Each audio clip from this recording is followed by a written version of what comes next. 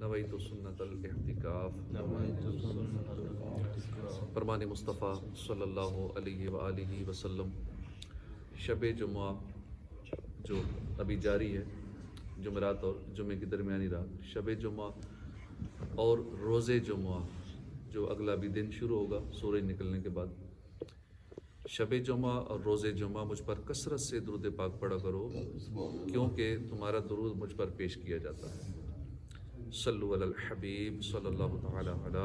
محمد صلی اللہ علیہ وآلہ وسلم۔ ہماری صبح کا آغاز درس قرآن کے حلقے سے، علم دین سیکھنے سے ہوتا ہے۔ روزانہ مختلف موضوعات پر ہم اہم شرعی مسائل سیکھتے ہیں۔ کاروبار سے متعلق بھی روزانہ ہمارا ایک ٹاپک ہوتا ہے اس فجر کے حلقے میں۔ روزانہ فاتحہ شریف کا سلسلہ بھی ہوتا ہے، مرحومین کی ایصال ثواب کا سلسلہ روزانہ ہوتا ہے، اور پھر کچھ مرحومین خوش ہو کے آ کے خواب میں اظہار بھی کرتے ہیں خوشی کا، کیونکہ جس کو ثواب پہنچتا ہے نا وہ کبھی کبھی آ ہی جاتا ہے اور آ کے اظہار کر دیتا ہے کہ میں امن و راحت میں ہوں،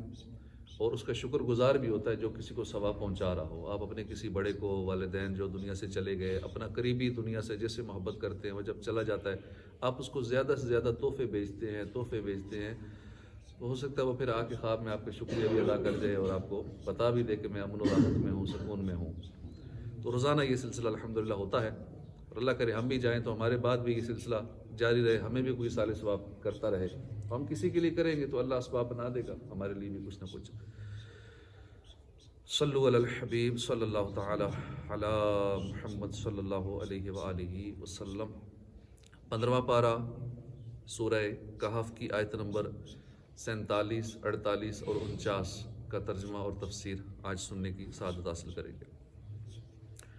اعوذ باللہ من الشیطان الرجیم، بسم اللہ الرحمن الرحیم۔ وَيَوْمَ نُسَيِّرُ الْجِبَالَ وَتَرَى الْأَرْضَ بَارِزَةً وَحَشَرْنَاهُمْ فَلَمْ نُغَادِرْ مِنْهُمْ أَحَدًا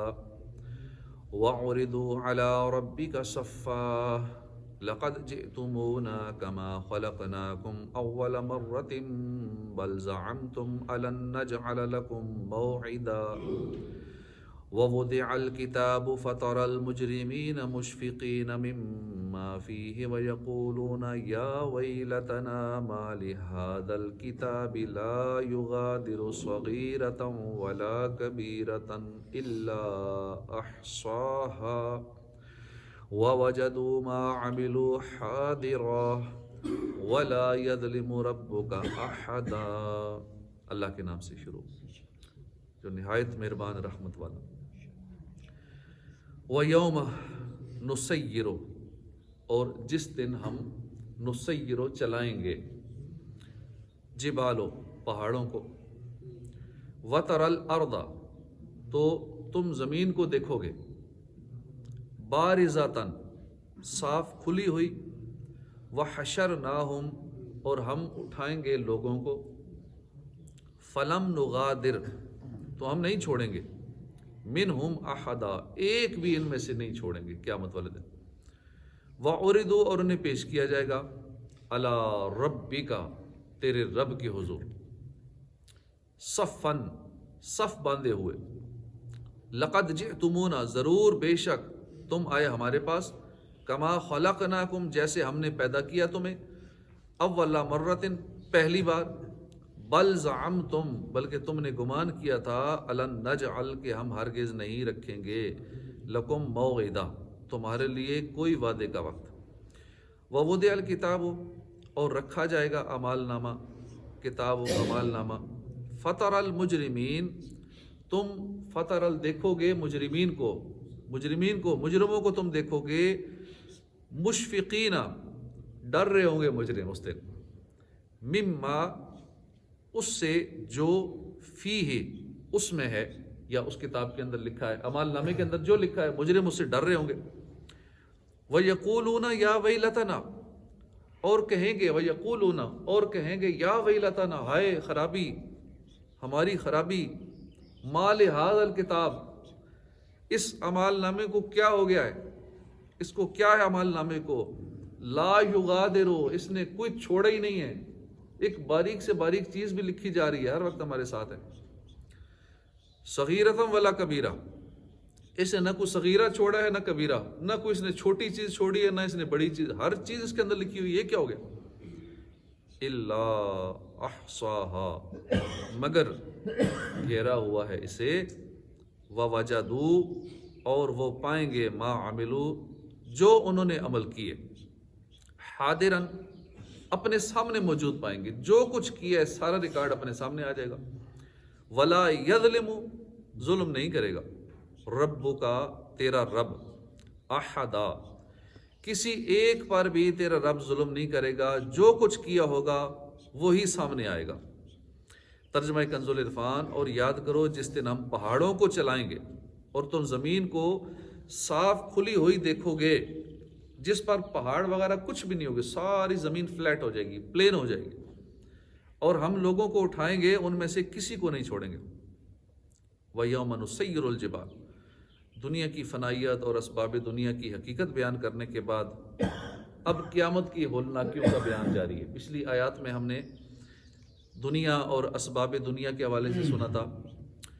اور اب یہاں قیامت کی ہولناکی کا بیان ہے۔ چنانچہ فرمایا کہ یاد کرو اس دن کو جس دن پہاڑ چلائے جائیں گے،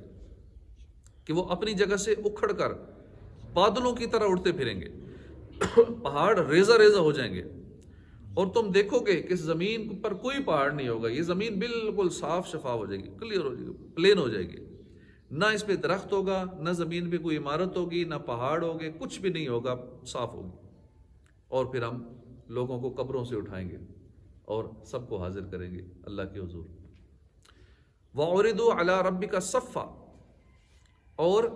سب تمہارے رب کی بارگاہ میں صفیں باندھے ہوئے حاضر ہوں گے، ایک لائن میں، جیسے نماز میں صفیں باندھتے ہیں، صفیں باندھتے ہوئے اللہ کے حضور حاضر ہوں گے۔ بے شک تم ہمارے پاس ویسے ہی آئے جیسے ہم نے تمہیں پہلی بار پیدا کیا تھا، بلکہ تمہارا گمان تھا کہ ہم ہرگز تمہارے لیے کوئی وعدے کا وقت نہ رکھیں گے، تم سمجھ رہے تھے کہ شاید ایسا دن نہیں آئے گا وعدے کا جس دن اللہ کے حضور حاضر ہونا ہے اور اپنا اعمال نامہ ساری رپورٹ دینی ہے، دنیا میں کیا کیا، کارکردگی پیش کرنی ہے، تو تم یہی سوچتے ہوگے، اب دیکھ لو حاضر ہو گئے۔ وَعُرِضُوا عَلَىٰ رَبِّكَ، اور سب تمہارے رب کی بارگاہ میں پیش ہوں گے۔ یہاں قیامت میں جو واقعہ ہونے والا ہے اس کی منظر کشی کی گئی ہے، تصور میں اس منظر کو ذہن میں لائیں، جو ہونا ہے، لازمی ہونا ہے، کیونکہ قرآن فرما رہا ہے، اللہ پاک خود بتا رہا ہے ان فیوچر قیامت میں کیا ہونے والا ہے۔ سب اللہ کی بارگاہ میں صفیں باندھے پیش کیے جائیں گے، ہر امت کی جماعت کی الگ الگ قطاریں بنی ہوں گی، یہ فلاں امت ہے اس کی قطار ہے، یہ فلاں امت کی لائن ہے، اور اللہ تعالیٰ ان سے فرمائے گا بے شک تم ہمارے پاس ویسے ہی ننگے بدن، ننگے پاؤں، مال و زر سے خالی ہو کر آئے جیسے ہم نے تمہیں پہلی بار پیدا کیا۔ بندہ جب بچہ پیدا ہوتا ہے ننگے ہی پیدا ہوتا ہے، کچھ بھی نہیں ساتھ لاتا، نہ اس کے پاس مال و زر کی چیز نہیں ہوتی۔ اور پھر جو قیامت کے منکرین ہوں گے ان سے کہا جائے گا کہ تمہارا تو گمان یہ تھا قیامت نہیں آئے گی اور تمہارے لیے کوئی حساب و کتاب کا وعدہ نہیں ہے، اور انبیاء کرام نے جو تمہیں اس وعدے سے خبردار کیا تھا تم اس کو تسلیم ہی نہیں کیا کرتے تھے کہ ایسا بھی ہوگا۔ علامہ اسماعیل حقی رحمۃ اللہ علیہ فرماتے ہیں کہ اس آیت میں اللہ تعالیٰ کی عزت و عظمت اور اس کے قہر و جلال کی صفت کے اظہار اور اس کے عدل و انصاف، عدل کے آثار کی طرف اشارہ ہے، تاکہ جو لوگ سو رہے ہیں وہ غفلت کی نیند سے جاگ جائیں کہ ایسا ہونے والا ہے، جاگ جاؤ، اب بھی اپنے رب کے احکامات پر عمل کر لو۔ اور غفلت کے شکار لوگ قیامت کے دن نجات پانے کے اسباب اختیار کر کے اور اپنے پوشیدہ اور اعلانیہ اور معاملات جو ہیں وہ درست کر کے اللہ کی طرف سے ہونے والے خطاب کا جواب دینے کی تیاری کریں، کیونکہ اسی کی طرف ہر ایک کو لوٹنا ہے، اور جو پیشی اللہ کی بارگاہ میں ہوگی وہی سب سے بڑی پیشی ہے۔ دنیا کی پیشیوں سے کتنا ڈرتے ہیں، چارج شیٹ مل جائے کتنا ڈرتے ہیں، تھانے میں کو بلا لے باپ کے خلاف یہ رپورٹ ہے آ جائیں خالی، کتنا ڈرتے ہیں، لیکن سب سے بڑی پیشی وہ ہوگی جس سے واقعی ہمیں ڈرنا چاہیے، اور وہ کسی بادشاہ کے سامنے پیش ہونے کی طرح نہیں ہوگی، وہ اللہ کے حضور پیش ہونا ہے، وہ پیشی ہے۔ حضرت عتبہ خواص رحمۃ اللہ علیہ فرماتے ہیں کہ میرے پاس حضرت عتبہ غلام رحمۃ اللہ علیہ ایک رات میرے پاس گزاری انہوں نے، اتنا روئے عتبہ غلام رحمۃ اللہ، اتنا روئے کہ آپ پہ غشی طاری ہو گئی۔ میں نے ان سے پوچھا کہ آپ کو کس چیز نے رلایا ہے، کیوں اتنا رو رہے ہیں؟ انہوں نے جواب دیا کہ اللہ کی بارگاہ میں پیشی کی یاد نے مجھے رلا دیا، محبت کرنے والوں کی رگیں کاٹ کر رکھ دی ہیں اللہ کی بارگاہ میں پیشی کرنے والے۔ اتنا خوف ہوتا ہے کہ رب کے بارگاہ میں پیش کیسے ہوں گا اتنے گناہوں کے باوجود، اور کچھ بھی نہیں اپنے پاس۔ مروانی خلفاء میں سے 7ویں خلیفہ ہیں سلیمان بن عبد الملک۔ حضرت ابو حازم رحمۃ اللہ سے کہا کہ ہم آخرت کو کیوں ناپسند کرتے ہیں؟ آپ نے فرمایا کیونکہ تم نے اپنی دنیا کو آباد کیا ہے۔ جو اپنی دنیا کو زیادہ آباد کرتا ہے، بہتر بناتا ہے، دنیا کی فیسلٹیز بڑھاتا ہے، وہ پھر اپنی آخرت کو ویران کر دیتا ہے۔ دنیا کو زیادہ آباد کرنے والا آخرت کو ویران کر دیتا ہے۔ آپ نے فرمایا اس لیے تم نے آخرت کو ویران کر دی ہے کیونکہ تم نے دنیا کو آباد کر لی۔ تم آبادی سے ویرانی کی طرف منتقل ہونے کو ناپسند کرتے ہو۔ سلیمان بن عبد الملک نے کہا اے ابو حازم، آپ نے سچ کہا، اے کاش میں جان سکتا کہ کل اللہ کی بارگاہ میں ہمارے لیے کیا ہوگا۔ حضرت ابو حازم رحمۃ اللہ علیہ نے فرمایا اگر تم چاہو تو یہ بات جان سکتے ہو کیونکہ یہ اللہ کی کتاب میں موجود ہے۔ اس نے کہا میں اس سے کس جگہ پا سکتا ہوں، یعنی اللہ کی کتاب میں کہاں پہ یہ موجود ہے یہ بات؟ آپ نے فرمایا اللہ کے اس فرمان میں ان الابرار لفی نعیم و ان الفجار لفی جحیم، بے شک نیک لوگ ضرور چین میں ہوں گے، امن میں ہوں گے، اور بے شک بدکار ضرور دوزخ میں جانے والے ہیں۔ سلیمان بن عبد الملک نے کہا کہ اللہ کی بارگاہ میں پیشی کس طرح ہوگی؟ آپ نے فرمایا نیک لوگ ایسے پیش ہوں گے جیسے وہ پیش ہی نہیں ہوئے، اور وہ اپنے اہل و عیال کی طرح شاداں و فراں واپس آ جائیں گے، اور گناہگار ایسے پیش ہوں گے جیسے بھاگے ہوئے غلام کو اس کے آقا کے سامنے باندھ کر پیش کیا جاتا ہے۔ یہ سن کر سلیمان بن عبد الملک بہت روئے۔ وہ ہے عیش و عشرت کا کوئی محل بھی، جہاں طاق میں ہر گھڑی ہو اجل بھی، بس اب اپنے اس جاہل سے تو نکل بھی، یہ جینے کا انداز اپنا بدل بھی۔ جو اس وقت ہمارا لائف سٹائل چل رہا ہے، ہمارا جو جینے کا انداز چل رہا ہے، یہ بدلنا پڑے گا، کیونکہ جگہ جی لگانے کی دنیا نہیں ہے، یہ عبرت کی جا ہے، تماشا نہیں۔ وَوُضِعَ الْكِتَابَ فَتَرَى الْمُجْرِمِينَ مُشْفِقِينَ مِمَّا، اور نامہ اعمال رکھا جائے گا تو تم مجرموں کو دیکھو گے کہ اس میں جو لکھا ہوگا اس سے ڈر رہے ہوں گے، کہیں گے ہائے خرابی، ہائے ہماری خرابی، اس نامہ اعمال کو کیا ہو گیا، اس نے نہ کوئی چھوٹا گناہ چھوڑا ہے نہ بڑا چھوڑا ہے، ہر ایک کو گھیرا ہوا ہے، اور لوگ اپنے تمام اعمال کو اپنے سامنے پائیں گے، کسی پہ ظلم نہیں ہوگا۔ یہاں قیامت کا وہ اہم اور نازک ترین مرحلہ بیان کیا گیا ہے جہاں جنتی اور جہنمی ہونے کا اعلان ہوگا۔ یہ فیصلے کی گھڑی اب ہوگی، اب ڈیسیژن ہوگا کس نے کدھر جانا ہے، اور جدھر جانا ہے اس نے مستقل جانا ہے، ہمیشہ کے لیے جانا ہے۔ ہر بندے کا نامہ اعمال اس کو دیا جائے گا، مومن کا دائیں ہاتھ میں، کافر کا بائیں ہاتھ میں۔ اس وقت نامہ اعمال کو دیکھ کر جو برے لوگوں کی حالت ہوگی وہ دہشت انگیز ہوگی، کہ وہ نامہ اعمال دیکھ کر ڈر رہے ہوں گے، کہیں گے ہائے ہماری خرابی، اس نامہ اعمال کو کیا ہو گیا، اس نے نہ چھوٹا گناہ چھوڑا ہے نہ بڑا چھوڑا ہے، ایک ذرے کے برابر کوئی گناہ ہوگا تو وہ نامہ اعمال میں درج ہوگا، اور لوگ اپنے تمام اعمال کو اپنے سامنے موجود پائیں گے۔ آیت کے آخر میں فرمایا کہ تمہارا رب کسی پر ظلم نہیں کرے گا، نہ کسی پر بغیر جرم عذاب کرے گا، نہ کسی کی نیکیاں گھٹائے گا۔ حضرت فضیل بن عیاض رضی اللہ عنہ جب اس آیت کی تلاوت فرماتے تو کہتے ہائے بربادی، اے لوگو کبیرہ گناہوں سے پہلے صغیرہ گناہوں کے بارے میں اللہ کی بارگاہ میں رجوع کر لو۔